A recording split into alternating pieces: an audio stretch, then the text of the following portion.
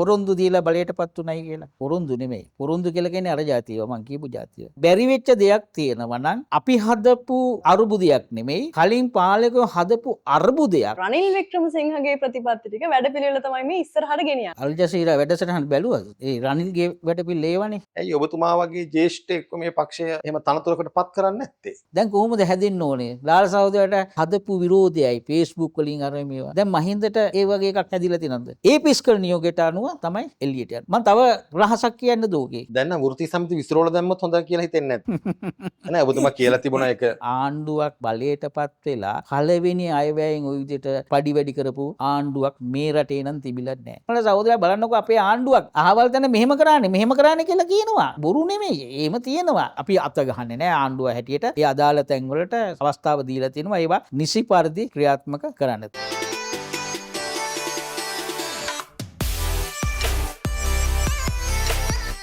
අයිබෝවන් නදිකන් තිලිනි YouTube නාලිකාවත් එක්ක ඔබ එකතු වෙලා ඉන්නේ. මේ දවස්වල විවිධ ප්‍රශ්න තියෙනවා. අපිටත් ප්‍රශ්න තියෙනවා. බරපතලම ප්‍රශ්නේ තමයි මාලිමා ආණ්ඩුවේ පාර්ලිමේන්තුවේ ඉන්න කෙනෙක් අල්ලගන්න එක. කලුනික හොයනවා වගේ තමයි. ඒ තරමටම අමාරුයි. කොහොම හරි කවන්නේ අපි කෙනෙක් හොයාගත්තා. ඒ තමයි කොළඹ දිස්ත්‍රික් ජාතික ජන බලවේගයේ පාර්ලිමේන්තු මන්ත්‍රී ලක්ෂ්මන් නිපුණාරච්චි මහතා. අයිබෝවන් නමුතුමාට. අයිබෝන්. ජනතා විමුක්ති පෙරමුණේ බොහොම සටන්කාමී සගයෙක් විදිහට වෝ අඳුරගන්නේ. පක්ෂය මං හිතන්නේ සෑහෙන කාලයක් මං හිතන්නේ දරදිය ඇදලා කැපකිරීම කරලා මේ තමන් නියෝජනය කරන මතවාදය මහ පොළවේ පැල කරගන්න උත්සාහ කරපු කෙනෙක් හැටියට අද මේ ලබලා තියෙන ජයග්‍රහණය ගැන මොකද හිතන්නේ? ඔව් මෙහෙමයි දැන් අපි සටන්කාමීන් බවට පත් උනේ සටන්කාමීව හැසිරෙන්න ඕන කාලෙකනේ අපි දේශපාලනට එන්නේ. 1994 1994 අපි දේශපාලනට පිවිසෙන්නේ මොහොත වෙනකොට අපි පක්ෂය ලොකු මර්ධනයකට පත් වෙලා ඊට පස්සේ නැගිටින වෙලාව ඒ වෙලාවේ ඇත්තටම මහ ජනතාවගේ ලොකු පීඩාවන් අරම තිබ්බා. ඒවා නියෝජනය කරමින් ඉස්සරහට එන එක තමයි අපේ දේශපාලනය බවට පත් වෙලා තිබ්බේ. ඒක නිසා සමහරක් ඒවා උද්ඝෝෂණ ඒවත් එක්කනේ එන්නේ. කොහොම හරි ඒ ගොඩනගාගෙන අපිට තිබිච්ච එක දේ තමයි මේ අපි බලාපොරොත්තු වෙන අරමුණ. ඒ අපෙන් ඒ ඉතිහාසයේ ඒ බලාපොරොත්තු ඉෂ්ට කරගන්න කලින් මියගිය ඒ පරම්පරාවේ අරමුණ ඉෂ්ට කරලා දෙන එක තමයි අපේ ප්‍රධාන එකක් බවට පත් උනේ. ඒ නිසා ඒ වෙනුවෙන් අපිට ඒ අරමුණ ඉෂ්ට කරන්න පුළුවන් කියන විශ්වාසයෙන් අපි කටයුතු කළා. ඒක තමයි ලොකුම එක මේකේ. මේ අද ජයග්‍රහණයට ප්‍රධානම එකක් ඒක. ඒ වෙනුවෙන් අපි ධෛර්යවන්තව වැඩ කරා. අද වගේ නෙමෙයි. සීමිත පිරිස් ප්‍රමාණයක් තිබ්බේ. ඒ හිටියේ ඒගොල්ලොත් එක්ක ඒ සියලු දේ සමහරක් වෙලාවට වැඩ බාර අරගෙන බොහෝ දේවල් තමන්ම බාර අරගෙන කරපු දේවල් පවා තිබ්බා. ඒ එහෙම ගොඩනගාගෙන ආවා. අපි විශ්වාස කරා මේක බහුජන ව්‍යාපාරයක් හැටියට ගොඩනගෙන්න ඕන. ඒක නිසා අපිට මෙහෙම එකක් තිබ්බා. අර බ්‍රෝටල් බ්‍රෙස් කියලාම වගේ පාලකව වෙනස් කරන්න බෑ. පාලකව එහෙම තමයි. පාලකව ජනතාවගේ දේ හුර ගන්නවා, විනාශ කරනවා. ඒවෙන් තමන්ගේ වැඩ කටයුතු කරගන්නවා ඇරෙන්න ජනතාව වෙනුවෙන් කරන්නේ නැහැ. ඒ නිසා පාලකව වෙනස් කරන්න බෑ. වෙනස් කළ යුත්තේ ජනතාවයි. ඒ නිසා ඒක ඒ විශ්වාසයෙන් අපි වැඩ කටයුතු කළා. ඒක ප්‍රතිඵලයක් හැටියට තමයි අපි ජාතික ජන බලවේගය ගොඩනගලා ලොකු බහුජන ව්‍යාපාරයක් හදලා මේ රටේ මේ බලාපොරොත්තු ජනතාවගේ බලාපොරොත්තු ඉෂ්ට කරගන්න අවශ්‍යතාවයේ තියෙන සෑම කෙනෙක්ම සෑම ස්තරයක්ම අත්හැරිය කෙනෙක් අපි නැහැනේ. සීළු දෙනා එකතු කරගෙන ජාතික ජන බලවේගය යටතේ අද අපි සමාජ පරිවර්තනයකට අවශ්‍ය අඩිතාලම දාලා ඒකේ ජයග්‍රහණය තමයි මේ මොහොතේ රටට තියෙන්නේ. මාලිමා ආණ්ඩුව ගේන්න ඔබතුමා කරපු ලොකුම වැඩ කොටස මොකක්ද? ජනතාව සංවිධානය කරන එක. ඒක තමයි වැඩේ නේද? ඒකද ඒ ජනතාව සංවිධානය කළා මේ සම්බන්ධව ජනතාව සම්බන්ධ බලාපොරොත්තුවක් හදන එක. ඒ කියන්නේ ඇත්ත බලාපොරොත්තුවක්. මොකද මේ අපේ රටේ මිනිස්සු ඡන්දේ දීලා තියෙන්නේ සිහිනවලට. දැන් උදාහරණයකට කිව්වොත් එහෙම දැන් සිරිමාව බණ්ඩාරනායක මැතිණිය හදලා තිනවා අර සිහිනයක් මේ හදෙන් හරි හාල් ගෙනලා දෙනවයි කියලා. එතකොට ඒක සිහිනයක් හදපු ජනතාවට හදපු සිහිනයක් ඒ මොහොතේ බලය ගැනීම සඳහා.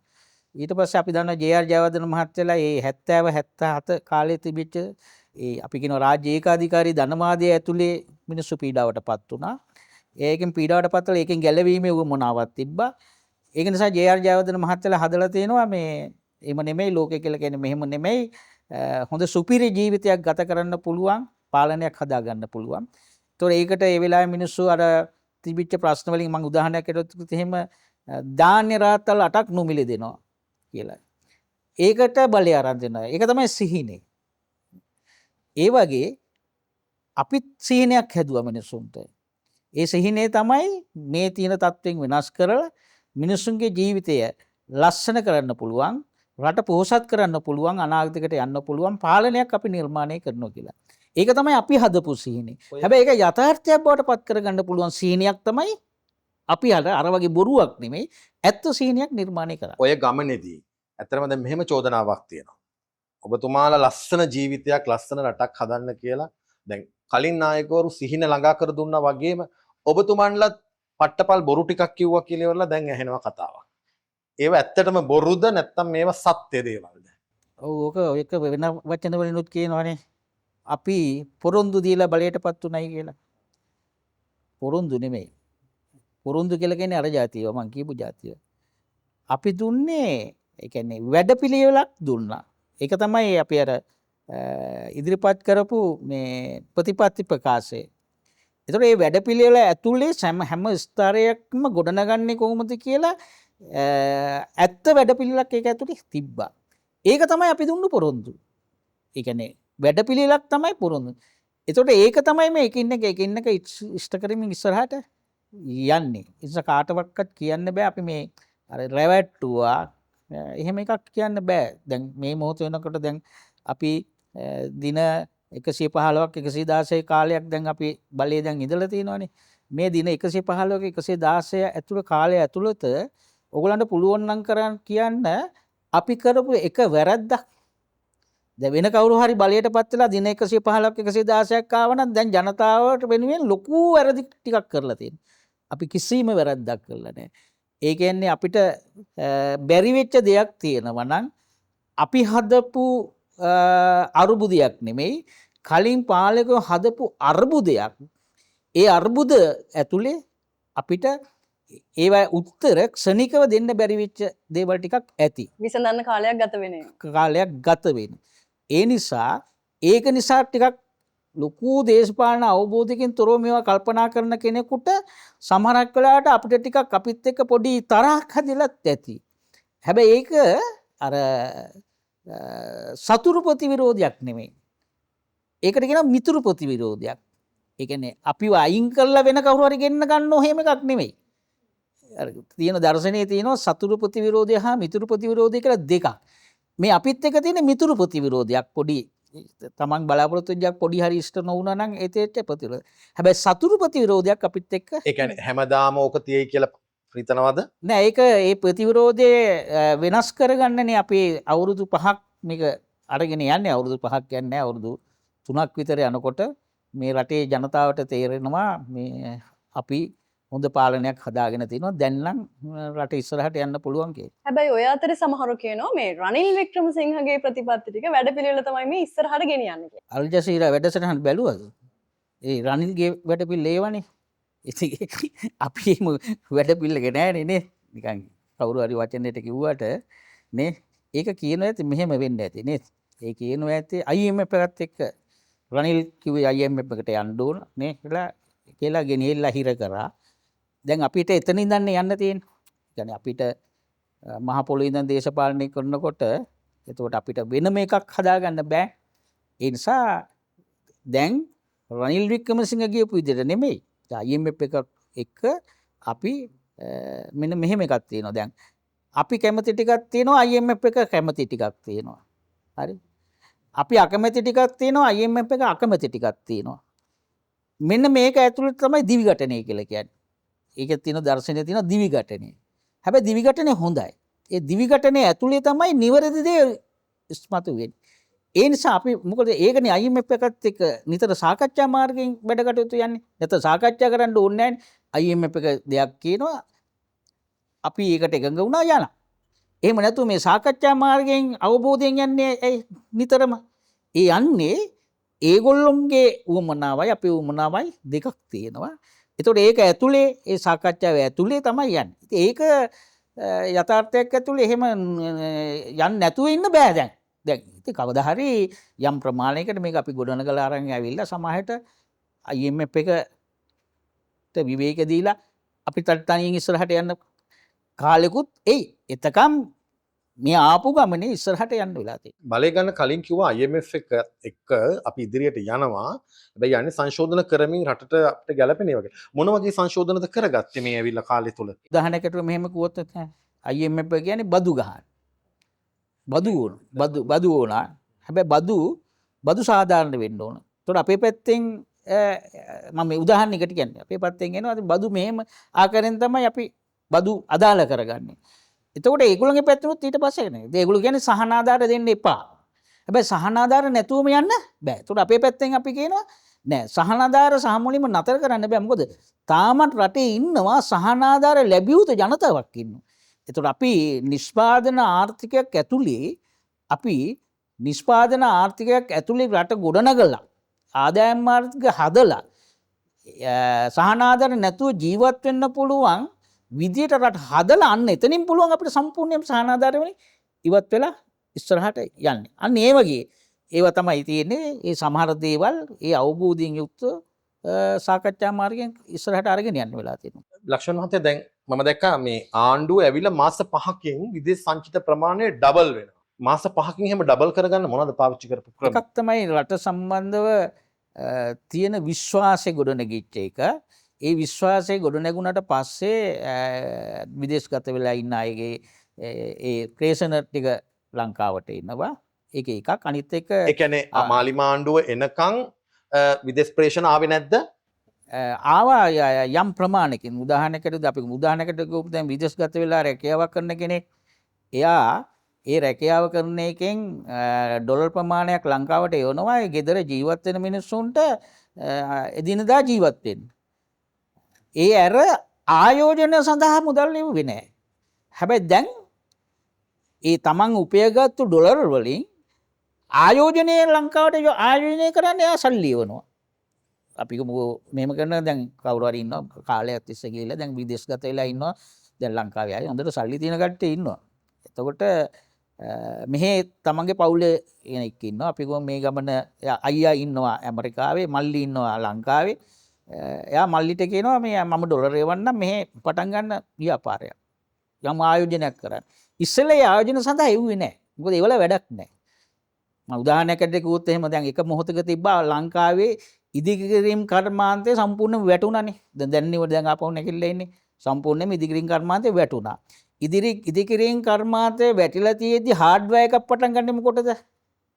වැඩක් නැහැනේ. මේ අර හાર્ඩ්වෙයාර් එක තියෙන කෙනත් ඇණයක් විකුණගෙන ජීවත් වෙන්නේ. හැබැයි දැන් එහෙමනේ. දැන් ඉදිකිරීම් කර්මාන්තය දැන් ආපහු ඉස්සරහට යනවා. ඉදිකිරීම් ශේෂ්ත්‍රය දැන් ඔළුණත් පේනවා ඇති. කලින් අත්හැරලා දාපු ඒ කර්මාන්ත ඒ ඉදිකිරීම් ශේෂ්ත්‍රය ඉස්සරහට එනවා. අන්න එතකොට තමයි අර විදේශගත වෙලා ඉන්න කෙනා අපි උදාහරණයකට මම කියන්නේ හાર્ඩ්වෙයාර් එකක් පටන් ගන්න කියලා මල්ලිට එවනවා සල්ලි. අන්න එහෙමනේ. අන්න ඒ විදිහට. ඒ වගේම තමයි අපනයන ආර්ථිකය අපි විශාල ප්‍රමාණයකින් මේ කාලය ඇතුළත ඒ වැඩිපුර සල්ලි එවන නිසාද ටැක්ස් එකක් ගහන්නේ දැන් එවන රට ඇතුළට එවන ඒවට? ටැක්ස් නැතුව බෑ ඉස්සරහට යන්න. කවුරු හරි විශ්වාස කළොත් එහෙම මේ මාලිමාවේ ආණ්ඩුවෙන් බදු ඇත්තෙම නැහැ කියන නෑ. එහෙම නෑ. මොකද මෙහෙමනේ මොන ටැක්ස් එක ගැහුවත් ඒ ටැක්ස් එක යොදාගන්නේ රට ගොඩනැගීමේම කටයුත්තට නම් ඒක මං හිතන්නේ ගැටලුවක් නෑ. හැබැයි කොයිතරම් ප්‍රමාණයකට ඒ ටැක්ස් එකට ඒ ගහන කෙනාට ඒක දරා ගන්න පුළුවන් ප්‍රමාණයක්ද කියන එක තමයි අදාළ වෙන්නේ. ඒක තමයි. නැත්තම් දැන් මේ ඇත්තම කියනවා දැන් ලෝකේ එහෙමනේ රටවල් වල අයවැයකින් වුණත් ලෝකේ දියුණු රටවල් වල මේ සම්බන්ධ හොඳ අවබෝධයක් තියෙන රටවල ඒගොල්ලෝ කැමති තමන්ගේ ආණ්ඩුව ටැක්ස් එක අලුතෙන් ගහනවට. මොකද හේතුව ඒගොල්ලෝ දන්නවා මේ ටැක්ස් එක හරහා අලුතෙන් රටට යමක් එකතු වෙනවා. දැන් ලංකාවේ තිබිච්ච පරණ මානසිකත්වය කියන්නේ ටැක්ස් ගැහුවට වැඩක් නැහැ, බදු ගැහුවට වැඩක් නැහැ, බදු අපුස් කොහේ යනවද දන්නේ නැහැ, ලැබෙන තැනක් නැහැ. ඒ කියන්නේ සංවර්ධනය සඳහා යොදාගන්නේ නැහැ. දැන් ඒක වෙනස් වෙලා තියෙනවා. මම කියන්නේ තවදුරට මම කියන්නේ 100ක් වෙනස් වෙනවා කියලා. තාමත් මේ මම මේ කියන ආකාරයේ අවබෝධයක් ටැක්ස් ගෙවන කෙනාටවත් මම හිතන්නේ තාම නැහැ. හැබැයි ඒගොල්ලන්ට කොයි මොහොතකදී හරි මේ තේරුම් ගන්න පුළුවන් වෙයි මේ ටැක්ස් අපරාධයක් නෙමෙයි කියලා. මොකද උදාහරණයකට අපේ පැත්තෙන් අපි පෙන්නලා තියෙනවානේ මේ කාලය ඇතුළත එක තඹ දුවිතුක දෙයක් අපි අනවශ්‍ය විදිහට වියදම් කරලා නැහැ, විනාශ කරලා නැහැ, හොරකම් කරලා නැහැ, දූෂණයට ලක් වෙන්න දීලා නැහැ. අපි මේ හැම දෙයක්ම රට ගොඩනැගීම පැත්තෙන් මේ හැම දෙයක්ම යොදා ගන්නවා කියලා. ඒ මානසිකත්වයේ රටේ ජනතාවට පොදුවේ ලැබුණ ආවට පස්සේ කවුරුත් කැමති මොකකින් හරි ටැක්ස් එකක් ගහලා ඒක රටට දායක කරගන්නවා නම්. දැන් ඔය කාරණේ වගේම මාලිමාණ්ඩුවෙන් බලාපොරොත්තු වෙච්ච දෙයක් තමයි ජනතාව මේ හොරු දූෂිතයෝ වරදකරුව වෙච්ච අය චෝදනා එල්ල වෙච්ච අයට විරුද්ධව නීතිය ක්‍රියාත්මක වෙයි කියලා. දැන් හිටපු වැඩ බලන පොලිස්පතිවරයා තවමත් අතුරුදන්. ඒ අතරේ මේ සමහරු කියනවා දැන් මේ ටිරාන් අලස් මන්ත්‍රීවරයාත් එක්ක ඩීල් එකක් තියෙනවා පොලිස්පතිවරයාත් එක්ක. මෙන්න මේ වගේ දේවලුත් කියනවා. මොකක්ද ඇත්තට මෙතන තියෙන කතන්දරේ? මම දැක්ක මේ වැඩ බලන පොලිස්පතිවරයා සහ පොලිස් කොමිසම අතරත් යම් ආකාරයක සීතල යුද්ධයක් ක්‍රියාත්මක වෙන බවක් පෙනෙන්නට තියෙනවා මේ කාරණා එක්ක. මොකද්ද මේ මාලිමා ආණ්ඩුවයි පොලිසියයි අතර තියෙන ගනුදෙනුව? මෙහෙම යතුරුදහන් වෙලා තියෙන්නේ නම් වැඩ බලන පොලිස්පති නෙමෙයි පොලිස්පති. දේශබන්දු පොලිස්පති තමයි යතුරුදහන් කියලා තියෙන්නේ. වැඩ බලන පොලිස්පති වැඩ. වැඩ බලන පොලිස්පති තමයි පොලිස්පතිව අල්ලන්න හොයන්නේ. අන්න ඒවා ඒක නිවැරදි වෙන්න ඕනේ. ඒ නිසා අපි කියන්න ඕන මේ කාත් එක්කවත් පොලිස් දෙපාර්තමේන්තුවවත් එහෙම නැත්නම් වෙනත් පුත් ආයතනයක්වත් මේක මේ එළියට පේන්නේ නැති වෙනම ඩීල් පුද්ගලයොත් එක්ක ඩීල් එහෙම එකක් මේකේ නැහැ. ඒ කලින් ඒවා තියෙන්නේ මේ පාලනයෙන් යටතේ ඒවා නැහැ. හේතුව මේ පාලනය සඳහා පත් වෙන්න මේ ආණ්ඩුව හැදුවේ කවුද? ඔය කවුරක්වත් නෙමෙයිනේ, තනි පුද්ගලයෝ එහෙම නැත්නම් කවුරු හරි ව්‍යාපාරිකෝ මූල්‍ය චෞරයෝ නෙමෙයිනේ. මේක ජනතාවගේ ආණ්ඩුවක්, ජනතාව හදපු ආණ්ඩුවක්. ඒ නිසා ආණ්ඩුවක් හැටියට අපිට තියෙන්නේ ගනුදෙනුව තියෙන්නේ, ඩීල් එක තියෙන්නේ ජනතාවත් එක්ක මිසක් වෙන කාත් එක්කවත් නෙමෙයි. ඒ නිසා අර එක විදියට අර හදන සමහරකට ඕපදූප මට්ටමේ වනේ නේ. නැත්තම් කොහේකවත් අපි ඔය හිටපු කවුරු හරි මේ ඇමති කෙනෙක් එක්කවත් එහෙම ගනුදෙනුවක් අපේ නෑනේ. ඇත්ත නෑනේ. ගනුදෙනුවක් නෑ කියලා කියන්නේ මේ මිනිසුත් එක්ක තරහයි අර කතා බහ කරන්නේ අර මිගලා නෙමෙයි. අපි දේශපාලනයක් කරන්නේ. කාත් එක්කවත් අපිට පුද්ගලික එහෙම ප්‍රශ්නයක් නෑ. ටිරන්නලස් එක්කවත් වෙන කාත් එක්කවත්. හැබැයි අර වගේ එහෙම එකක් නෑ. ගනුදෙනු නෑ. පොලිස් දෙපාර්තමේන්තුව ඒගොල්ලෝගේ රාජකාරී කරනවා නේ. පොලිස් ඇමති විසින් ඒගොල්ලන්ව මෙහෙවනවා. ඒ රාජකාරී කිරීම සඳහා හැම අමාත්‍යාංශයක්ම මෙහෙමයි. අපි කරන්නේ මේක මෙහෙවන එක. ඒකට වැඩ කටයුතු කරන්නේ නිලධාරීන්. අර මේ ඒගොල්ලන්ට අපි බාධා කරන්නේ නැහැ.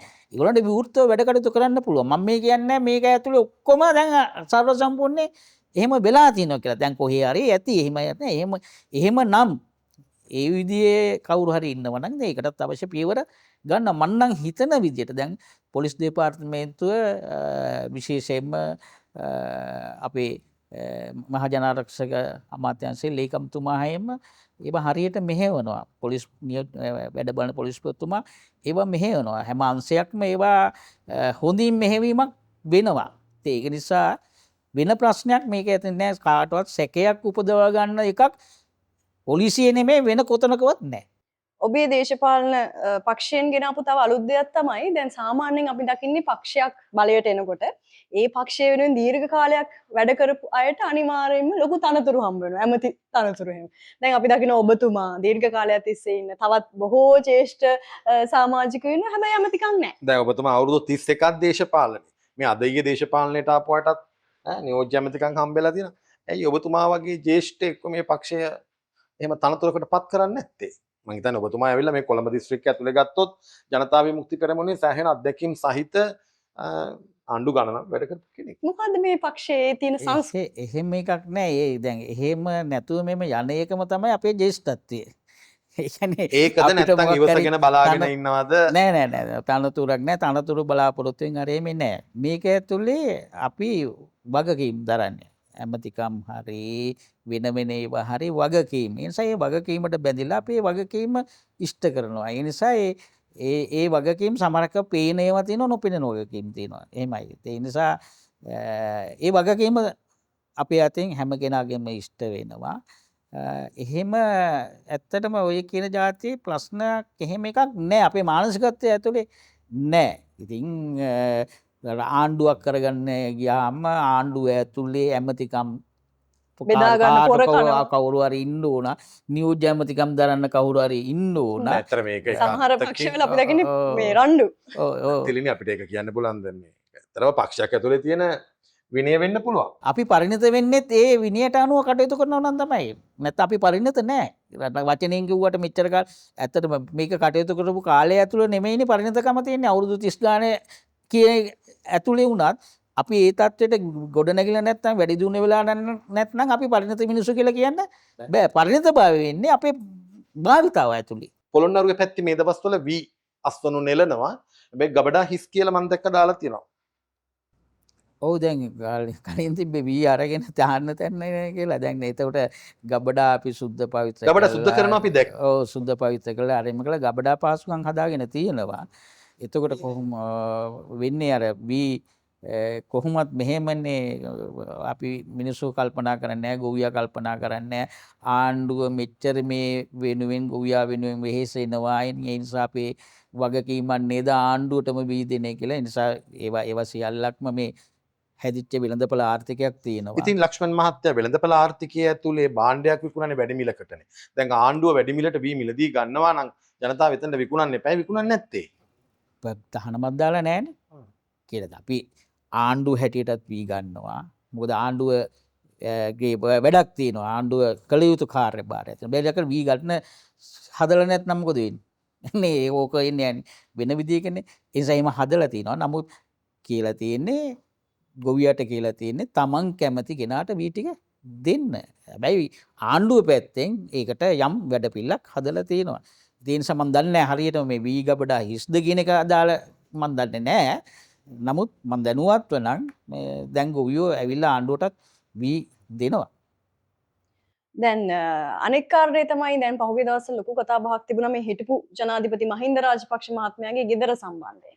දැන් තාමත් එතුමා ඒ ගෙදර තමයි ඉන්නේ. ඇත්තටම මේ මාලිමාවේ මොනවා හරි කියන්නේ දැක්ම මොකද්ද මේ සම්බන්ධයෙන් තියෙන මතය මොකද්ද මේ ගේ ගන්නවද එහෙම නැත්නම් ඉන්න අරිනවද මොකක්ද මෙතන? මොකද අපි එකපාර බලාගෙන හිටියේ දැන් අද හෝ හෙට එළියට දාලා ගේ ආණ්ඩුවට අරගෙන වෙන කාට හරි දීලා ඒ ආදායම මේ ජනතාවට දෙයි කියලා ඒ සහන. තාම හැබැයි ජනාධිපතිතුමා මේ පවුල මේ ගෙදර ඉන්නේ. ඔයාලට මතක ඇති මාදිවල පාර්ලිමේන්තු මන්ත්‍රී නිවාස තියෙනවනේ. එතකොට පාර්ලිමේන්තු දැන් මට නම් මම මාදිවල නිවාස ගත්තොත් එහෙම මේ නීතියක් නැහැ මමම ඉන්න උනේ කියලා. හරි මමත් නිවාසෙ ඉන්න පුළුවන්. තව කෙනෙකුටත් ඕන නම් එයා කැමති කෙනෙකුට ඉන්න පුළුවන්. එතකොට යම් කාලයක රෝල්ලන් මතක ඇති ඒ අපිට අයිති අපේ മന്ത്രിවරයාට ඇති අයිති ඒ ගෙදරක මේ ලාල් සහෝදරයා හිටියා. ලාල් සහෝදරයා මන්ත්‍රී කෙනෙක් නෙමෙයි එතකොට. හරි ලාල් සහෝදරයා හිටියා. එතකොට ඒ ගෙවල් වල කියලා කියන්නේ මෙහි සාමාන්‍යයෙන් අර පුංචි ගෙවල් නේවා. සමහරු දන්නේ නැහැ මාදිවල නිවාස කිව්වහම හිතනවා මහා මන්දිරය කියලා මේ පුංචි ගෙයක්. එතකොට ඒක හිටියා. හැබැයි කොයිතරම් එකක් මාධ්‍යයි දේශපාලකුයි ලාල් සහෝදරයා ඉන්නවයි කියලා Tamanට අයිති නැත්නම් ඉතින් ඒක නිසා ඉක්මනටම ලාල් සහෝදරයා අපි එතනින් ඉවත් කරගත්තා. ලාල් සහෝදරයා ඉවත් වෙලා ගියා. එතකොට ඒක අපේ සදාචාරය නේ. දැන් මොකද එතකොට ජනාධිපතිවරයෙක් Tamanට හිමි නැති තැනක ඉවත් වෙන්න ඕන තැනක ඉන්නවා. දැන් කොහොමද හැදෙන්න ඕනේ? ලාල් සහෝදරයාට හැදිච්ච අර හදපු විරෝධයයි Facebook වලින් අර මේවා. දැන් මහින්දට ඒ වගේ එකක් හැදිලා තියෙනවද? ඒ මට්ටමට නෑ. ඉතින් ඒක තියෙන්නේ තමන්ගේ සදාචාරය ඇතුලේ එකක් තමයි තියෙන්නේ. හිටපු ජනාධිපතිවරයෙක්.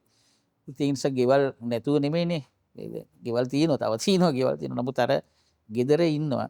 ඇයි නීතිය ක්‍රියාත්මක නොකරන්නේ? නීතිය ක්‍රියාත්මක කරන්න ඕන අනිවාර්යෙන්. ඒකට අවශ්‍ය පියවර ගන්න ඕන. ඒකට අවශ්‍ය පියවර ගනිමින් ඉන්න නිසා බලෙන් දැන් කොහේ හරි ගෙදරක දැන් අපි සාමාන්‍ය රටේ නීතියකුත් තියෙනවනේ. රටේ නීතිය ඇතුලේ තියෙනවා කවුරු හරි කෙනෙක් Tamanට කැමති නැති ගෙදරක ඉන්නවා නම් ඇදලා දාන්න බෑ. නෑ. එළියට ඇදලා දාන්න ක්‍රමයක් ලංකාවේ නැහැ. ලංකාවේ නීතියට.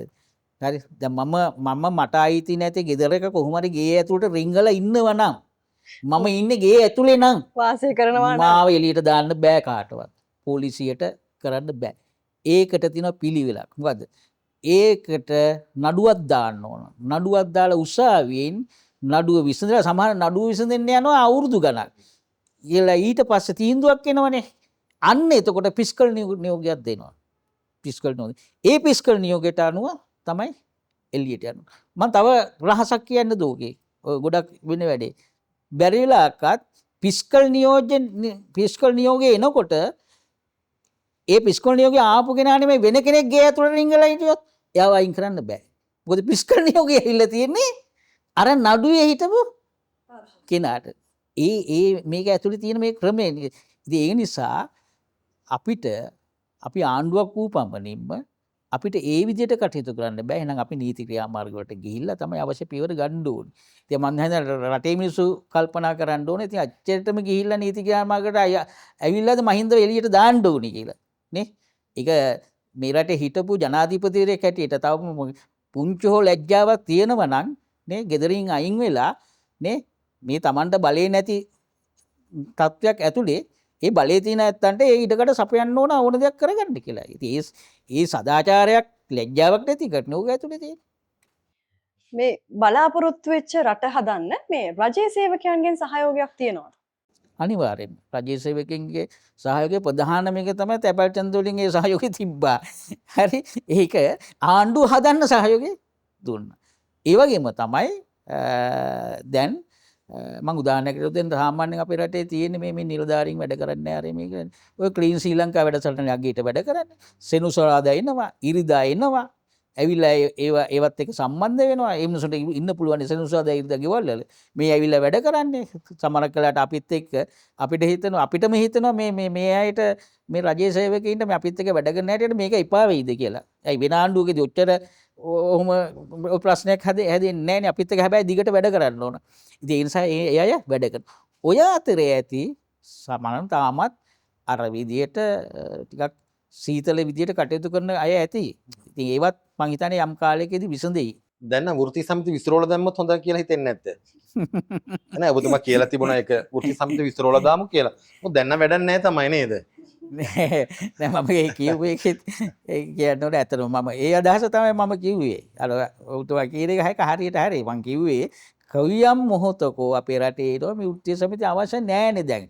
මේ ආණ්ඩුව වෘත්තීය විදියටවත් අපි රජයේ සේවකයා වෙන්න පුළුවන් ඕන කෙනෙක්ට එක වැඩ කරනවා කටයුතු කරනවා ඕන එකක් කතා බහ කරලා විසඳ ගන්න පුළුවන්. අන්නේ කාලයක් ඇතුළත මේ වෘත්තීය සමිති විසිරෝ හරින්න තත්ත්වයට පත් වෙන්න පුළුවන් කියන අදහස තමයි මම කිව්වේ. ඒක හරි. ඒක හරි. දැන් මොකද ආණ්ඩුව රජයේ සේවකයන්ගේ පඩිය ගොඩාක් වැඩි කරලා තියෙනවා. අනිවාර්යයෙන්. එතකොට පඩිය වැඩි වෙනවා නම් මිනිස්සු ආයෙ උද්ඝෝෂණ කරන්න ඕනේ නැහැ. පඩිය ඇත්තටම වැඩි වෙනවද කියන ප්‍රමාණයකින්? ඔව් ඒක තමයි අපි කිව්වේ දැන් සමහරකට වැඩි කරන්නේ නැහැ වැඩි නෑ කියන එකට කට්ටියට කිව්වේ පොඩ්ඩක් මේ අප්‍රේල් මාසේ පඩිය අතට අරන් ඉන්නකෝ වැඩි නැද හරි. ඒක විදියට ඔක දාන්නේ නේද? ඒ නිසා මේ අප්‍රේල් මාසේ පඩිය වැඩි වෙනවා. ඊට පස්සේ 2026 පඩිය වැඩි වෙනවා. ආපහු 2027 තව කොටසක් වැඩි වෙනවා. ඒ නිසා මම දන්න ඉතිහාසයක නම් ආණ්ඩුවක් බලයටපත් වෙලා පළවෙනි අයවැයෙන් ওই විදිහට පඩි වැඩි කරපු ආණ්ඩුවක් මේ රටේ නම් තිබිලා නැහැ. රනිල් වික්‍රමසිංහ මහත්තයා 10000 15000ක් වැඩි කරා නේද එකපාර? ඔව් ඒ දැන් ඊට ඉස්සෙල්ලා වැඩි කරන්නේ ඒ අවුරුදු ගානකට පස්සේ. මම මේ කියන්නේ එහෙම නෙමෙයි. දැන් පළවෙනි අයවැයකදී එහෙම කරලා නැහැ. දැන් උදාහරණයකට මේක 1977 පත් වෙච්ච ජයජාදන මහත්තයාගේ ආණ්ඩුව ඒ වෙනකොට මිනිස්සු ලොකු පීඩාවට පත් වෙලා හිටියේ. පඩි වැඩි කිරීමක් කරේ නැහැ. ඊට පස්සේ 78 කරේ නැහැ.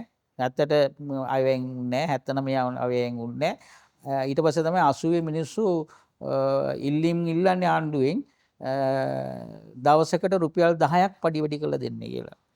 ඔයාලා දන්නේ නැති රුපියල් 10ක් පඩි වැඩි කරලා දෙන්න කියලා. ඒ රුපියල් 10ක් දවසට පඩි වැඩි කරන්න කියවට පස්සේ තමයි එක්සත් ජාතික පක්ෂය එදා තිබු ආණ්ඩුවේ මැරයෝ දාලා කම්කරුවන්ට ගැහුවේ. හරි. ජූලි වර්ජනය සම්පූර්ණයෙන්ම මර්ධනය කළේ. බයිසිකල් චේන් කාරයෝ යොදවලා ඒ කම්කරු මර්ධනය කරපු. එහෙම ඉතිහාසයක් තියෙනවා. හරි. හැබැයි අපි ඒ සංස්කෘතියෙන් වෙනස් කරලා තත්ත්වයක් ඇතුලේ ආණ්ඩුවේ කවුරුවක්වත් එහෙම නැත්නම් මේ විපක්ෂයේ කවුරුවක්වත් ඉල්ලා හිටියේ නැහැ පළවෙනි අයවැයෙන් මෙච්චර වැටුප් වැඩි කිරීමක් කරන්න කියලා. කොහේවත් උද්ඝෝෂණයක් තිබ්බේ නැහැ. බෝඩ් අල්ලන් හිටියේ නැහැ අයවැයට ඉස්සලා වැටුප් වැඩි කරනුයි කියලා. හැබැයි ආණ්ඩුව තීරණය කළා මේ සේවකින් මේ රජයේ අයගේ වැටුප් වැඩි කරන්න ඕන. ඒ මොකද අපි මේ දුවන දිවිල්ලට රට හදන දුවන දිවිල්ලක් තියෙනවනේ. වෙහෙසන බොලා වැඩ කරනවනේ. නේ? ඒ වෙහෙසන බොලා වැඩ කරන්න නම් ඒගොල්ලන්ට ඉස්සලාම ඒගොල්ලන්ට සතුටු කරන්න ඕන. ඒගොල්ලන්ට දැනෙන්න ඕන අපි ගැන සලකලා මේ ආණ්ඩුවට මේ බංකොලොත් වෙච්ච රටක පළවෙනි අයවැයෙන්ම මෙච්චර දෙයක් දීලා තියෙනවා.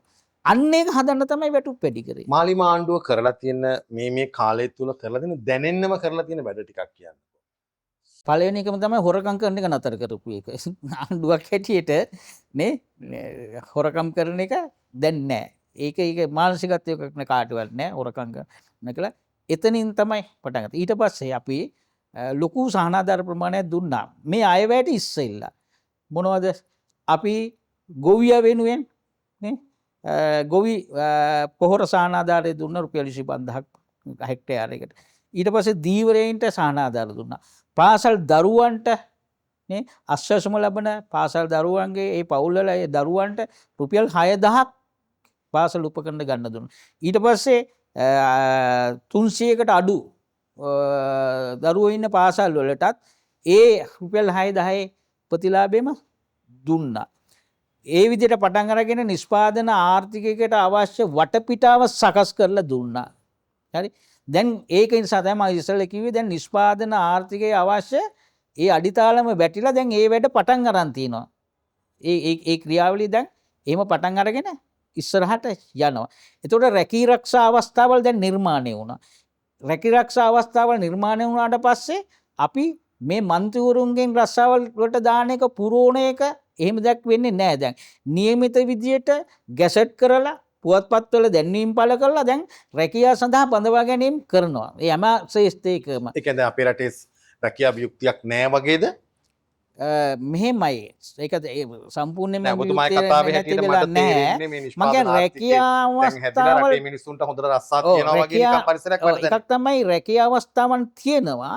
රැකියාව අවස්ථාවන් කොහෙද තියෙන්නේ කියලා අඳුනගන්නත් නැති හේකුත් තියෙනවා. දැන් ගොඩක් කට්ටියට රැකියාවක් නැහැ කියන්නේ ඒගොල්ලෝ දන්නේ නැහැ රැකියාව කොහෙද තියෙන්නේ කියලා. මම උදාහරණයක් ඇටියට කිව්වොත් එහෙම මේ අපේ තියෙනවනේ ඔය අමාත්‍යංශයක වෘත්තීය පුහුණු අමාත්‍යංශයට අදාළ ඉන්නනේ අපේ මේ නලින් හේමගේ සහෝදරයා ඇමතිකම දරන නියෝජ්‍ය ඇමතිකම දරන ඒ අමාත්‍යංශය අධ්‍යාපන අමාත්‍යංශයටම අදාළ ඒකේ මම ගියා ওই නයිට කියලා ආයතනයක් තියෙනවා. මේ නයිට එකට ගියා. නයිට එකට ගියාට පස්සේ ඒගොල්ලන්ට තියෙන්නේ රැකියාවල් තියෙනවා කට්ටිය නැහැ. සුදුසුකම් ලත් අය නැහැ. නෑ. ඒ නිසා ඒගොල්ලන්ගේ වැඩපිළිවෙලක් තියෙනවා හදලා තියෙනවා. දැන් ඒක වඩාත් හොඳින් ඉස්සරහට යනවා. දැන් මේ ඊළඟම කොළඹ දිස්ත්‍රික් සම්බන්ධීකරණ කමිටුවට මම ඒගොල්ලන්ට අවස්ථාව දීලා තියෙනවා විනාඩි 10ක් අරගෙන ඉස්සෙල්ලාම මේ නිලධාරීන්ටම පෙන්වන්න මේ රැකියාවල් තියෙන ටික කියලා. සමුද්‍රි නිලධාරීන් ඕකේ ඉන්නවා නේ. තවත් මේ සංවර්ධන නිලධාරීන් ඕකේ ඉන්නවා. ඒගොල්ලන්ට පෙන්වන්න මේ රැකියාව අවස්ථාවල් තියෙනවා මේවට යොමු කරන්න කියලා. ඒ වැඩසටහන මම විනාඩි 10ක් දුන්නා ඒගොල්ලන්ට ප්‍රෝග්‍රෑම් එකක් ඉදිරිපත් කරන දිස්ත්‍රික් සම්බන්ධීකරණ කමිටුවට. ඒතර ඒකේ තියෙනවා රැකියා අවස්ථාවල් තියෙනවා 142ක්. මට දුන්න ලිස්ට් එක 142ක් තියෙනවා. ඒතකොට ඒවැය තියෙන්නේ පුහුණුවක් දෙනවා. සමහරක් ඒවා මාස 3ක පුහුණුවක්, සමහරක මාස 6ක පුහුණුවක්, සමහර මාස 9ක්, අවුරුද්දක් දෙකක් එක එක පාඨමාලා හැටියට පුහුණුව වෙද්දි ඒගොල්ලන්ට දෙනවා වැටුපක්. ඊට පස්සේ පුහුණුවෙන් පස්සේ ඒගොල්ලන් මේ අදාළ රැකියාව ස්ථාන වලට යොමු කරනවා. රජයේ රස්සාවල් තියෙනවා. වරාය තියෙනවා. දැන් ගොඩක් කට්ටිය කැමතින වරාය රස්සාවට යන වරායට යොමු කිරීම සඳහා හැකියාව තියෙනවා. ඒ වගේ ශ්‍රේෂ්ඨ ගණනාවකම ඒ රැකියාවල් සඳහා යොමු කරනවා. ඒ නිසා මෙන්න මේක සංවිධිතව මේ රටේ ජනතාවට අදහසක් දීලා නැහැ. දැන් අපි පාසලෙන් දැන් මම කරන වැඩේ දැන් මට මහජන දිනේදී තාමත් එනවා රැකියා ඉල්ලගෙන එනවා. අර පරණ පුරුද්දට මන්ත්‍රීගෙන් රස්සාවල් ගන්න බලාගෙන එනවා. මම අහන්න හැදුවේ ඔව්, ඉස්සර ඔව්. අර ලිස්ට් එකකට තමයි රැකියාවල් දුන්නේ. ඒ ආවට පස්සේ මම ඒගොල්ලන්ට පැහැදිලි කිරීම කරනවා. ඉස්සර වගේ නෙමෙයි. දැන් ආණ්ඩුව වෙනස්. දැන් මගෙන් රැකියා ගන්න එන්න එපා. මගෙන් ලියුම් ගන්න එන්න එපා. ඒකට ක්‍රමවේදයක් හදලා තිනවා. නියමිතයට ගැසට් කරලා පත්තරේ දාලා රැකියා අවස්ථාවල් වලට යොමු වීමේ ක්‍රමයක් දැන් අපි හදලා තියෙනවා. ඊට අමතරව මම ඒගොල්ලන්ට කියනවා අහවල් තැනට යොමු කරන්න. මම ඒ වගේ මම ඊට පස්සේ ඒ කැමති කෙනාව නයිට් එකට යවනවා. ඊට පස්සේ අපිට ඔය දීලා තියෙන රැකියා ආයුධුම්පත් ඒ ටික මම යවනවා ඒ තැන් වල. ඊට පස්සේ ඇත්තටම හොඳ පඩි දැන් සමහරකට රජයේ රැකියාව වලට වඩා පුද්ගලිකාංශයේ හොඳ වැටුප් සහ ව්‍යවසායකයන් නිර්මාණය වෙනවා. ඒව වැටුප්. ඒ නිසා මේ හැම අංශයකම ඒවා තියෙනවා. ලක්ෂ්මන් මහත්තයා දැන් ඔබතුමා කිව්වා මේ ආණ්ඩුව ආවට පස්සේ හොරකම නතර වෙලා තියෙනවා කියලා.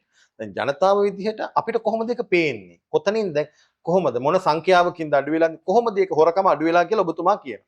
දේශපාලඥයා කියනවා දැන් අපේ ආණ්ඩුව ආවට පස්සේ හොරකම අඩු වෙලා.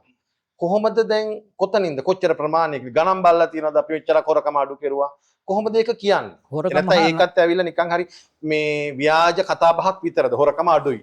කොහොමද අපි ඒක දකින්නේ? දැන් මම මේ රටේ පුරවැසියෙක් නම් ඔබතුමා දේශපාලක විදිහට දැන් හොරකම අඩුයි කියලා. මම කොහොමද ඒක දකින්නේ? හොරකම හා නාස්තිය දෙකම මේකට දෙනවා. එතන නාස්තිය අඩු කරගත්තේ හොරකම කරන තැන. එතකොට පාලන තන්ත්‍රයේ දරන දැන් අපි පාලකයෝ හැටියට ඒක අපේ පැත්තෙන් ආදර්ශය දීලා තියෙනවා කවුරුත් පිළිගන්නවා. එතකොට දැන් අයවැය වුණත් මෙච්චර මුදලක් මේ වෙන් කරන්න පුළුවන්කම ලැබිලා තියෙන්නේ මෙච්චර ව්‍යාපෘති ටික කරන්න පුළුවන්කම දැන් මෙතෙක් අපි ඉතුරු කරගත්තු සල්ලි ටිකක් තියෙන විශාල ප්‍රමාණයක්. මේ කාලය ඇතුළත වෙන ආණ්ඩුවක් ආව නම් මේවා විශාල ප්‍රමාණයක් වියදම් කරලා තියෙනවා. එහෙම ඉතුරු කරගත්ත ප්‍රමාණයක් තියෙනවා. ඊට අමතරව අපි ඒ හොරකම් කරන්න තියෙන අවස්ථාවල් ටික නැති කරලා තියෙනවා. දැන් උදාහරණයකට ගත්තොත් එහෙම දැන් ඉස්සරහට අපි බැලුවොත් එහෙම මේ දැන් සංවර්ධන යෝජනා එනවනේ. පාරවල් හදන්න එනවා. දැන් කලින් කොහොමද තිබ්බේ? පාරවල් හදන්න ආවට පස්සේ ගොඩක් ඒවා සමහරක් වෙලාවට යම් මිල මට්ටමක් තියෙනවා. ඒක ඔය සමිති වලට එහෙම දෙන්න පුළුවන්. සමිති වලට දෙනවා. සමිති වලට දුන්නාට පස්සේ මොකද කරන්නේ? සමිතිය ගන්නවා. සමිතිය කරන එකක් නෑ මේ සංවර්ධන වැඩක් සමිතියක් කරන්නේ නෑ. ඒගොල්ලෝ සබ් කොන්ට්‍රැක්ට් දෙනවා. එතනම 105ක්. ඒක හොරකමක්. ඒක කියන්න පුළුවන් මේ 105 මේක නාස්ති වෙන්නේ නෑ ගම සංවර්ධන නෑ. මේ කාගේ හරි අතට යන්නේ ඕක. හරි. එතකොට අන්නේ මම මේ කිව්වේ අන්නේ මට්ටමේ ඒවා පවා ඒ නිසා හොරකමක් කරන්න තියෙන ඉඩකඩ නැති කරලා තියෙනවා. දැන් ඉස්සරහට අපි ටෙන්ඩර් කරන්න කියලා තියෙන්නේ. ඒ ව්‍යාපෘති ටෙන්ඩර් කරනවා. කාටත් අර විනිවිද භාගයෙන් දැනෙන විදියට ටෙන්ඩර් කළා ඒ ව්‍යාපෘති ගන්න පුළුවන්. ඊට පස්සේ ඒ ව්‍යාපෘති වලින් කවුරක්වත් ගිහිල්ලා 10%ක් ඉල්ලන්නේ නැහැ. മന്ത്രിට මේ ගාණක් දෙන්න කියලා කියන්නේ නැහැ. ඒවා ඒ නියමිත විදියට යනවා. ඒ නිසා අන්න එහෙමකට අවශ්‍ය ක්‍රමවේද හදලා තියෙනවා. ඒ වගේම තමයි ඉස්සරහට ඩිජිටල් ක්‍රමකරණය ඇතුලේ ඒ ඉඩකඩ තමයි අහුරන්නේ. දැන් ඒක තාම පටන් ගත්තේ නැහනේ. ඒ පටන් ගත්තාම තේරෙයි තවදුරටත් යම් තැන් වලින් හරි පොඩි හරි එහෙම දේවල් තියෙනවා නම් මම මේ කියන්නේ නෑ තාමත් අපිටත් ඇවිල්ලා කියනවා සමහර තැන්වල සහෝදරයා බලන්නකෝ අපේ ආණ්ඩුවක් අහවල් තැන මෙහෙම කරානේ කියලා කියනවා. බොරු නෙමෙයි. එහෙම තියෙනවා. හැබැයි ඒව පවා නැති කරන්න තමයි මේ ක්‍රියාත්මක වෙන්නේ. දැන් හොරු අඩු කරනවා වගේම තමයි හොරු අල්ලනවා කියන කතාවත් කිව්වනේ. එතකොට ඡන්දෙ දීපුවාට තව කොච්චර කල් බලන් ඉන්න වෙයිද හොරෙක් අල්ලනකම් හොරු අල්ලනකම්. ඒකට ප්‍රධාන එකක් තමයි දැන් පාර්ලිමේන්තුවට දැන් පනතක් එනවා දීපල ඔය හොරකම් හරහා මට නම මතක නෑ පනතේ නම. අපරාධ වලින් උපයාගත් දීපල මේ පවරා ගැනීම සඳහා ඒකට අධිකරණ ඇමතිවරයා හැටියට දැන් පනතක් ගෙනල්ලා තියෙනවා පාර්ලිමේන්තුවට පනත දාලා තියෙනවා. ওই පනත සම්මත කරගත්තට පස්සේ මේක ලොකු දෙයක් කරන්න පුළුවන්. ඊට පස්සේ දැන්ට තියෙන නීති වලින් තමයි මේ යන්න වෙලා තියෙන්නේ. ඒවා ඉතින් අධිකරණ ක්‍රියාමාර්ග වලට ගිහිල්ලා අර මේකල තමයි යන්නේ. ඒ නිසා දැන් අපි අනීතිකව කටයුතු කරන්නේ නැහැ. ඒ නිසා අපි ප්‍රජාතන්ත්‍රවාදීව බලයටපත් වෙච්ච ආණ්ඩුවක්. ඒ නිසා අපිට අර වෙන කවුරු හරි කරන විදියට අර ඒ විදියට අපි අනීතිකව කටයුතු කරන්න බෑ. ඒවා නියමිත ආකාරය. ඒ නිසා ඒ ටික දැන් ක්‍රියාත්මක වෙනවා. අපි අත ගහන්නේ නෑ ආණ්ඩුව හැටියට ඒ අදාළ තැන්වලට අවස්ථාව දීලා තියෙනවා ඒවා නිසි පරිදි ක්‍රියාත්මක කරන්න. කොහොම හරි මේ තියෙන නීතියට යටතේ තමයි ඒවා වෙන්න ඕනේ. ඒතකොට මේ තියෙන නීතිය හදලා තියෙන කවුරුවක්වත් නෙමෙයි ඒ බලේ හිටපු ඒ පාලක පැලැන්තිය වුණාට තමයි තියෙන්නේ. ඒතකොට ඒ තියෙන නීති වලින් තියෙන්නේ රින් ගන්න පුළුවන් හිල් හදලා තමයි ඔය තියෙන්නේ. නීති තියෙනවා. නීති වලින් හිල් වලින් රින් ගන්න පුළුවන්. දැන් අපි ඉස්සරහට ගොඩක් වෙනවා ඔය පනත් සංශෝධනය කරලා ඒ රින් ගන්න තියෙන අවස්ථාවල් නැති කරලා. එතකොට තමයි මේක සම්පූර්ණයෙන්ම ඒකට අවශ්‍ය ඒ නිසා තව ඉස්සරහට හැබැයි ඔයගලන්ට බලා ගන්න පුළුවන් වෙයි යම් යම් ක්‍රියාමාර්ග ටිකක් එලි දැක්වෙනකොට ඒ වැඩෙත් ගිහිල්ලා තියෙනවනේ කියලා හිතා ගන්න පුළුවන් වෙයි. මේ මොකද මේ වෙඩි තබා ගැනීම රට ඇතුළේ වැඩිනේ. හැමතැනම පොලිස් මුරපොළවල් තියෙනවා. පහුගිය කාලයට වඩා මේ ආණ්ඩුව ආවට පස්සේ පොලිස් මුරපොළවල් යොදලා මේ ගොඩක් දේවල් කරනවා පේනවා. ඒත් ඒ වුණාට මේ වෙඩි තබා ගැනීම දවස ගානේ මරණ වාර්තා වෙනවා. මේක පාතාලය යලි හිස සෙවීමක් වගේ හා සමානයි. මන්ත්‍රීවරුත් කියනවා තමන්ගේ ආරක්ෂාව ගැන ප්‍රශ්නයක් කියලා. විශේෂයෙන්ට වඩා පාතාලය අතර ගැටුමක් උස්සන්න වෙලා තියෙනවා නේ. දැන් මොකද ඒකත් මේ ආණ්ඩුවේ ක්‍රියාමාර්ගය ඇතුළෙම වෙච්ච වෙලා තියෙන වැඩක්. දැන් අපි ගමුක මද්ද්‍රව්‍ය එක නතර කරනකොට අර බොහොම පහසුවෙන් යන්න පුළුවන් මාර්ග වලලා අර තියෙන්නේ දේශපාලන ආර්ථික විද්‍යාවේ එහෙම තියෙන්නේ අර එන්න අර අවශේෂ කොටස් අභාවයට ගිහිල්ලා ඒවේ අයිතිය කවුරු හරි කෙනෙක් අතට ගන්නවා කියන එක. ඒතකොට ඕවා මේ පාතාලය හා මද්ද්‍රව්‍ය ඕවා එකට ගැට ගැහිලා තියෙන්නේ. ඒ නිසා අර පැත්තෙන් ක්‍රියාත්මක වෙලා එකට තියෙච්ච ඉඩකඩ අඩු වෙනකොට එතකොට තමන්ගේ තැන තියා ගැනීම සඳහා තමන් එකම නියෝජිතයා බවට පත්වීම සඳහා පාතාලය අතර ගැටුමක් වෙනවා. එතකොට මේක මද්ද්‍රව්‍යත් එක්ක සම්පූර්ණයෙන්ම සම්බන්ධ එකක් ඔක ඇතුලේ තියෙන්නේ. එතකොට ඒගොල්ලෝ ගහ ගන්නවා. ඕක තමයි වෙලා තියෙන්නේ. එතකොට ඒක ඇතුලේ තමයි මේක නිකන් වෙඩි තියා ගන්නවා වැඩි අරවා මේක කොහොක්වත් නෙමෙයිනේ. ඒක ඇතුලේ තියෙන ගැටුමක් නෙමේ මේ තියෙන්නේ. ඔය සිද්ධ වෙච්ච සිදුවීම පාතාලයට සම්බන්ධ සිදුවීම්නේ. ඒ කියන්නේ මැරිච්ච ඔක්කොම පාතාලයට සම්බන්ධයිද? බොහෝ අය එහෙමනේ නේ. එතකොට ඒ ප්‍රශ්නේ තමයි ඕක ඇතුලේ තියෙන්නේ. ඉතින් ඒක නිසා ඒකටත් මේ ගන්න ක්‍රියාමාර්ගවල ඇතුළෙම ප්‍රතිඵලය එන්නේ එහෙමයි. ඒ නිසා දැන් අපි අර තියෙන අනෙකුත් සාධක කියලා දැන් සමහරක් අපි ක්‍රියාමාර්ග ගන්නකොට අනෙකුත් සාධක වලටත් මේවා බලපානවා. එතකොට ඒක තමයි අපිට අර වැඩිපුර පේන්නේ. ඒක නිසා ඒකට නීති පැත්ත ඇතුළෙන් ඒ පැත්තෙන් මේවා යටපත් කර ගැනීම සඳහා යම් ප්‍රමාණයකට මර්ධනය කර ගැනීම සඳහා පාතාලේ මර්ධනය කර ගැනීම සඳහා අවශ්‍ය ක්‍රියාමාර්ගය ඇතුළේ යනවා. අර මෙහෙම නෑ. අර සංදර්ශන නෑ. යුක්තිය. අරම සංදර්ශන යන්නේ යුක්තිය මෙහෙයුම. මෙහෙයුම් යනවා නම් නෑ. ඒක නිසා මේ ඔය ක්‍රියාමාර්ග හැම එකක්ම මේ අලුතින් සමාජ වෙනසක් ඇතුළේ ගන්නා වූ තීන්දුව තීරණ ක්‍රියාමාර්ග ඇතුළේ කාට හරි ප්‍රශ්න මතුවෙනවා. ඒ ප්‍රශ්න තමයි අර එකින් එක එළියට පනින්නේ. හරි? ඒක නිසා අපි නිර්මාණය කරපු ඒවා නෙමෙයි. ඕකට අර අනිත් ඒවා වගේම තමයි මං හිතන්නේ අවුරුද්දක් හමාරක් කියයි ඒවා සාමාන්‍යයෙන් ඔක්කොම ඉවරලා සමතයකටපත් වෙන්නේ. අවසන් කරන්න කලින් ටිකක් අපි දැන් මේ දේශපාලනයමයි කතා කරේ මේ තනිකරම මේ දවස්වල දේශපාලන වාතාවරණය මොකද ගොඩක් අයට ප්‍රශ්න තියෙනවා බලය ආණ්ඩුවක් පත් වුණාට පස්සේ තමයි මිනිස්සුන්ට ඇත්තටම ප්‍රශ්න පටන් ගන්න. මේ ටිකක් පෞද්ගලික ප්‍රශ්නයක් අහන්නේ දැන් ඔබලගේ මේ සිද්ධ වෙච්ච ජයග්‍රහණයත් එක්ක මෙච්චර කල් දේශපාලනය දැන් කරලා මේ ආණ්ඩු බලය ගැනීමත් එක්ක සහ ඔබේ දේශපාලන ජීවිතය ගැන ඔබේ ගෙදර අය කොහොමද දකින්නේ? ඒ අය වෙනස් වෙලාද? ගොඩක් වෙලාවට හැබැයි අපි දකින දෙයක් තමයි මාලිමා ආණ්ඩුවේ කට්ටිය පෞද්ගලික තමන්ගේ ජීවිත මේ දේශපාලනයට ඇඳගන්නෙත් නෑ ඒක. ඒකත් ඒ ආණ්ඩුවේ තියෙන වෙනස කොහොමද ඒ ජීවිතේ? කෙවල්ලට නම් තේරෙන්නේ ඉතින් මේගොල්ලෝ අර කියපු දේ දැන් කරලානේ කියලා කියන ඒගොල්ලෝ දැන් අපි කොමුකෝ දැන් අපි ඔයාලා හිතන එක හරිනේ අපි ලොකු කැපකිරීමක් කරන්න වෙනවනේ මේ වගේ දේශපාලනයක් කරන්න බෑනේ. එතකොට සමහරක් වෙලාවට ඒකට අපිට ඒ සම්බන්ධ අවබෝධය තිබ්බට අපේ පෞල් සංස්ථාව ඇතුලේ හැමෝටම එහෙම නෑනේ. ඒගොල්ලන්ට හිතෙන්නේ මේ පිස්සු වැඩක් මේ මනුස්සය කරන්නේ වගේ එකක් සමහරකට නේ. එහෙම හිතෙන්න පුළුවන්. හිතෙන්න පුළුවන් නේ. අපේ නෑදෑයෙක් වුණත් කියලා කියන්නේ බලන්නකෝ මේ මනුස්සයා අගේට ජොබ් එකක් කරගෙන හොඳට ඉන්න පුළුවන් මනුස්සනේ. එහෙමද කියන්නේ. හැබැයි එක්කොටම හැමෝටම තේරිලා තිනවා හොඳ අරමුණක් වෙනුවෙන් ලොකු විශ්වාසයෙන් වැඩ කරලා තියෙනවා. හැබැයි හැමෝම එහෙම හිතන්න ගියොත් රට හදන්න කෙනෙකුත් නැහැ නේ. නෑනේ. ඉතින් ඒක නිසා අන්න ඒක තමයි ඒ අයට දැනලා තියෙන්නේ. මේගොල්ලන්ගේ ඇතුලේ අපි දැන් ලොකු එකක් මේගොල්ලන්ගේ මේ පිටට පෙන්වුවේ නැතුණාට ලොකු වැඩක් මේගොල්ලන්ගේ ඇතුලේ තිබිලා තියෙනවා. දැන් ඒක සාර්ථකයිනේ නේද? අර දැන් අපි දැන් උදාහරණයක් කිව්වොත් එහෙම දැන් ගියවර කලින් මැත් වෙන්නේ අපි 103ට බැස්සට පස්සේ මම හිතන්නේ මේ අපේ සහෝදරවරු මං හිතන්නේ කවුරක අහපු නැති කෙනෙක් නැතුව ඇති මේ මිනිස්සුන්ට අවශ්‍ය නැත්නම් ඕගොල්ලන්ට මොකටද දාන්නේ ඕගොල්ලන්ගේ වැඩක් ඕගොල්ලෝ බලා ගන්නකෝ ගෙවල් අය. හරිද ඔබේ ගෙදර අයත් එහෙම දේවල් කිව්වද? බොරු කියන්න ඕනේ නේ නෝනේ හරි එහෙම ඕගොල්ලෝගේ වැඩක් බලා ගන්නකෝ ඕගොල්ලෝ මේ දැනටත් එහෙම මිනිස්සුන්ට කියන්නේ. බලන්න ඕගොල්ලෝ 103යි හිතුවේ නෑ දැන් 103ක් ඔබතුමා පාර්ලිමේන්තු මන්ත්‍රීවරයෙක්. ඒකට සාමාන්‍යයෙන් පාර්ලිමේන්තු මන්ත්‍රීවරයෙක් වුණාම නෝන බලාපොරොත්තු වෙනවා යම් ආකාරයක ගරුත්වයක් යාන වාහන අර වරප්‍රසාද. පාර ඒ කියන්නේ අපි දැකලා තියෙන්නේ අහලා තියෙන්නේ එහෙම. ඒකට මේ මුකුත් ලැබෙන්නේ නැතුව ගියාම මේ නෝනා කියන්නේ නැද්ද ළමයි කියන අනේ තාත්තේ ඔන්න කතා කරලා දාලා නිකන් ඉන්න කියලා.